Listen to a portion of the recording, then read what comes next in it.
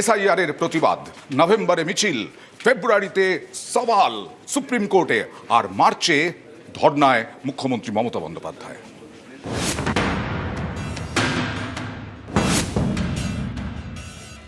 I have started my struggle from the beginning and my life will be end with the struggle. I am starting my dharna from after Dol 6th. Give me the moral support to fight for the people. And until and unless I am alive in this world. SIR এর প্রতিবাদে এবার ধর্নায় মমতা বন্দ্যোপাধ্যায়। শুক্রবার দুপুর 2টোয় ধর্নায় বসবেন তৃণমূল নেত্রী। একথা প্রথম জানান অভিষেক বন্দ্যোপাধ্যায়। 6 তারিখ মেট্রো চ্যানেলে মমতা বন্দ্যোপাধ্যায় নিজে এই নিয়ে প্রতিবাদ কর্মসূচি নিয়েছে। তিনি অবস্থান বিক্ষোভ এবং ধর্নায় দুপুর 2টো থেকে নিজে বসবেন। তারপরে পরবর্তী কর্মসূচি তিনি অ্যানাউন্স করবেন।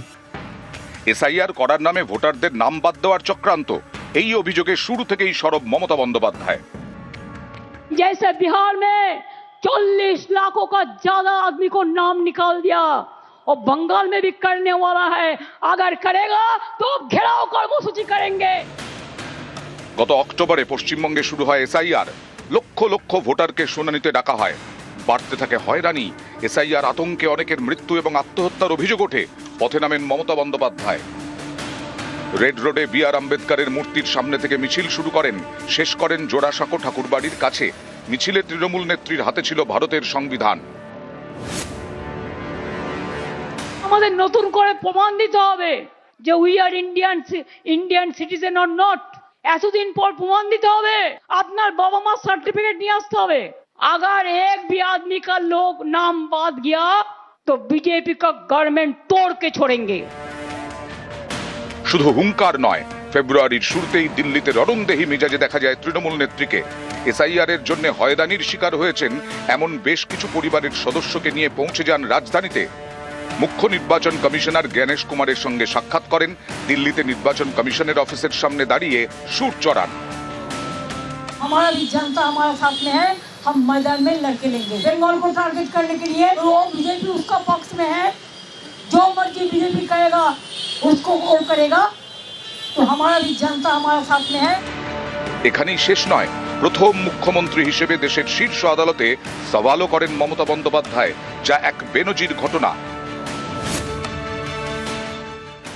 This court gave order that Aadhaar card will be one of the proof documents, but they said no. Said in other state, said the domicile certificate is allowed. Only they targeted Bengal on the eve of election. Only they have appointed 8,300 micro observer and the role observer from the BJP ruled state, so that micro observer can delete all the names sitting inside the election commission office through AI. SIR এর পর 28 ফেব্রুয়ারি প্রথম voter তালিকা প্রকাশ করে নির্বাচন commission. তাতে বাদ গেছে 5,46,053 জনের নাম। এছাড়া বিচারাধীন 60,06,675। তৃণমূলের দাবি এই তালিকায় কারচুপি করা হয়েছে। বিজেপির কথায় চলছে কমিশন। এসআইআর এর প্রতিবাদে এবার তাই ধর্নায় মমতা বন্দ্যোপাধ্যায়। এর আগে সিঙ্গুর আন্দোলনের সময় ধর্মতলার মেট্রো চ্যানেলে অনশন করেন মমতা। সেই ধর্মতলা, সেই মেট্রো চ্যানেল, ফের প্রতিবাদে মমতা বন্দ্যোপাধ্যায়। এবার এসআইআর এর প্রতিবাদে ধর্না। এই সেই ধর্মতলার মেট্রো চ্যানেল, এই ফলকটিও অত্যন্ত নজর কাড়া। তার কারণ টাটাদের সিঙ্গুরে জোর করে প্রকল্পের জন্য জোর করে জমি অধিগ্রহণ করা হচ্ছে। এই অভিযোগকে জানিয়ে 2006-এর 3রা থেকে 28শে ডিসেম্বর পর্যন্ত এই মেট্রো চ্যানেলেই অনশন করেছিলেন মমতা বন্দ্যোপাধ্যায়। 6 তারিখ থেকে দুপুর 2টো থেকে সেই মেট্রো চ্যানেলেই তিনি অবস্থানে বসতে চলেছেন। ইতিমধ্যেই দেখতে পাওয়া যাচ্ছে যে প্রস্তুতি তা শুরু হয়ে গিয়েছে, যে মূল মঞ্চ তৈরি করা হচ্ছে এবং মূল মঞ্চের পাশাপাশি রাস্তার একাংশে যারা আসবেন এই অবস্থান কর্মসূচিতে যোগ দিতে তাদের বসার জন্য ব্যবস্থা করে রাখা হচ্ছে। ক্যামেরা অসিত দাসের সাথে আবির ঘোষাল, নিউজ 18 বাংলা, কলকাতা।